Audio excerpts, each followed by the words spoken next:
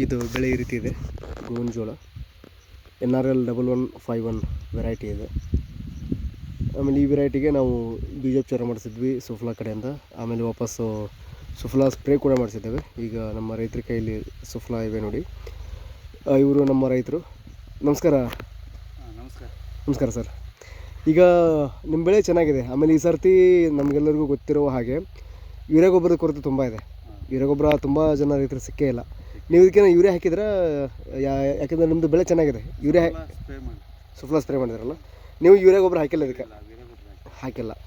ಈಗ ಯೂರಿಯಾ ಗೊಬ್ಬರ ಲಭ್ಯತೆಯಿಂದ ಯೂರಿಯಾ ಗೊಬ್ಬರ ಹಾಕಿಲ್ಲ. ಆದರೆ ಇವರು ಸುಫ್ಲಾ ಸ್ಪ್ರೇ ಮಾಡಿದ್ದಾರೆ, ಯಾಕಂದರೆ ಎಲ್ಲ ನ್ಯೂಟ್ರಿಯೆಂಟ್ ಇದೆ ಅದರಲ್ಲಿ. ಹಾಗಾಗಿ ಇವ್ರ ಪೀಕ್ ನೀವು ಬೆಳೆ ನೋಡ್ಬೋದು.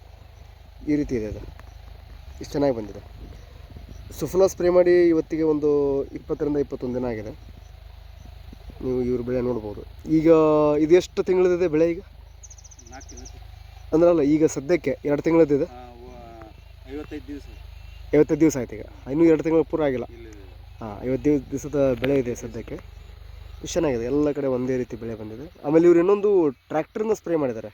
ಟ್ರ್ಯಾಕ್ಟರ್ನ ಸ್ಪ್ರೇ ಮಾಡೋದ್ರಿಂದ ಏನಾಗ್ತದೆ ಅಂದರೆ ಯೂನಿಫಾರ್ಮಿಟಿ, ಅಂದರೆ ಒಂದೇ ರೀತಿಯಾಗಿ ಅದು ಸ್ಪ್ರೇ ಆಗೋದ್ರಿಂದ ಎಲ್ಲ ಗಿಡಗಳಿಗೂ ಸರಿಯಾಗಿ ಸ್ಪ್ರೇ ಆಗುತ್ತೆ. ನೀವು ಸಂಪೂರ್ಣ ಹೊಲ ನೋಡಿದರೂ ಕೂಡ ಇದು ಒಂದೇ ರೀತಿ ಇದೆ. ಇವರು ಇಳುವರಿ ಈ ಸರ್ತಿ ನಿಮಗೆ ಈ ಬೆಳೆ ಕಟಾವು ಆದ ನಂತರ ಇಳುವರಿ ಎಷ್ಟು ಬಂತು ಅಂತ ಹೇಳ್ತೇವೆ. ಇವರು ಸಂಪೂರ್ಣವಾಗಿ ಸುಫ್ಲಾನೇ ಬಳಸ್ತಾ ಇದ್ದಾರೆ. ಇನ್ನೊಂದು ಸರ್ತಿ ಸುಫ್ಲಾ ಬಳಸ್ಬೇಕಂತ ಮಾಡಿದ್ರು, ಆದರೆ ಸದ್ಯಕ್ಕಿದ್ದು ತುಂಬ ಎತ್ತರ ಹೋಗಿದೆ. ಹಾಗಾಗಿ ಸುಫ್ಲಾ ಸ್ಪ್ರೇ ಮಾಡಲಿಕ್ಕೆ ಆಗ್ತಿಲ್ಲ. ಆದರೆ ಮುಂದಿನ ಸರ್ತಿ ಖಂಡಿತ ಇನ್ನೊಂದು ಸರ್ತಿ ಅದನ್ನ ಡ್ರೋನಿಂದ ಸ್ಪ್ರೇ ಮಾಡಲಿಕ್ಕೆ ನಾವು ಪ್ರಯತ್ನ ಮಾಡ್ತೇವೆ. ಇದು ಸುಫ್ಲಾ ತಂಡದವರಿಗೆ ನಮ್ಮ ಕಡೆಯಿಂದ, ನಮ್ಮ ರೈತರ ಕಡೆಯಿಂದ ತುಂಬ ಹೃದಯ ಧನ್ಯವಾದಗಳು. ಆಮೇಲೆ ಸುಫ್ಲಾ ಇದು ನಿಮಗೆ ಯಾವ ರೀತಿ ಅನಿಸಿದೆ? ಇದರದ್ದು ರಿಸಲ್ಟ್ ಈಗ ಸುಫ್ಲಾದಲ್ಲ? ಹೌದಲ್ಲ? ಹ್ಞೂ ರೀ. ಹೌದಲ್ಲ? ಹಾಂ. ಓಕೆ, ಧನ್ಯವಾದಗಳು ರೈತರೇ.